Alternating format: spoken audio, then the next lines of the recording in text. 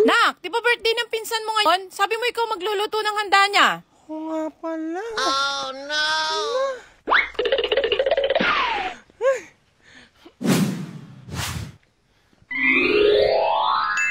Ayun.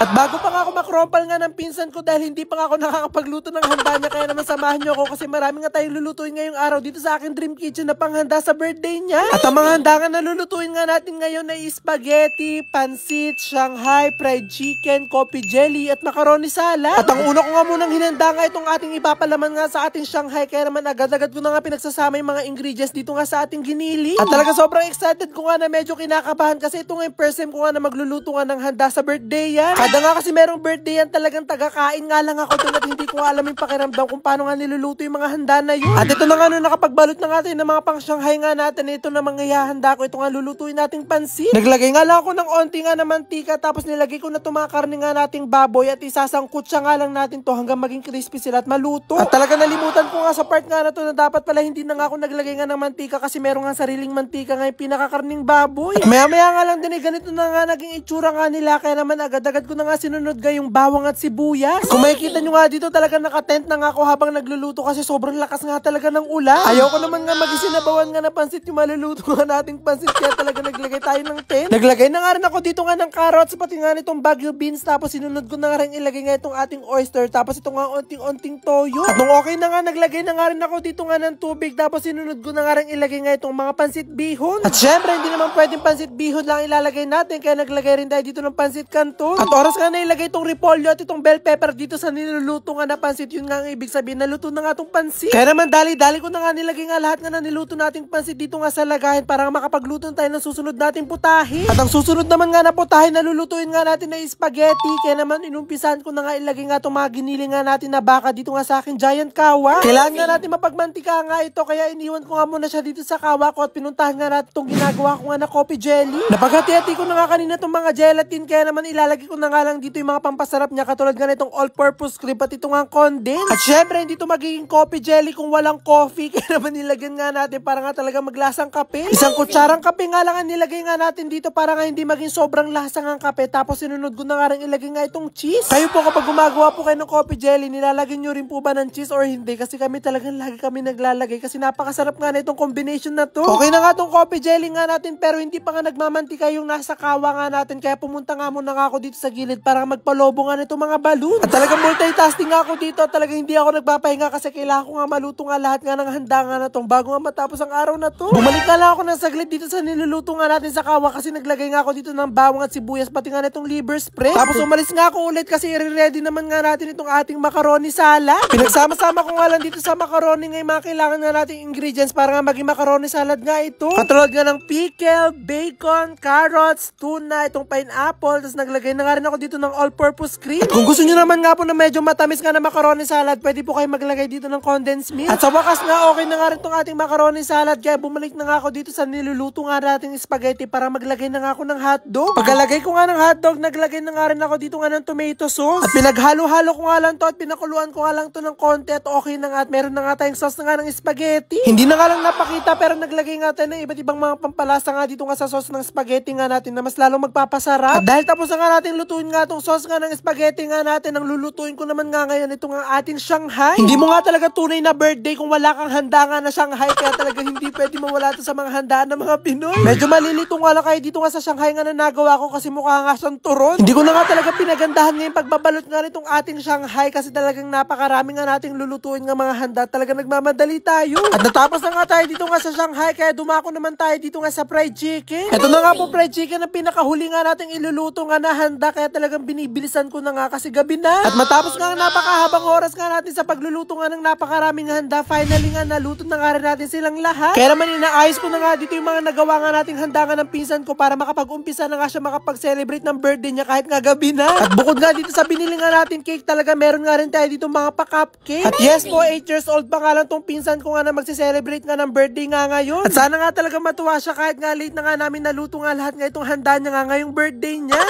Happy birthday to you. Happy birthday. Happy birthday.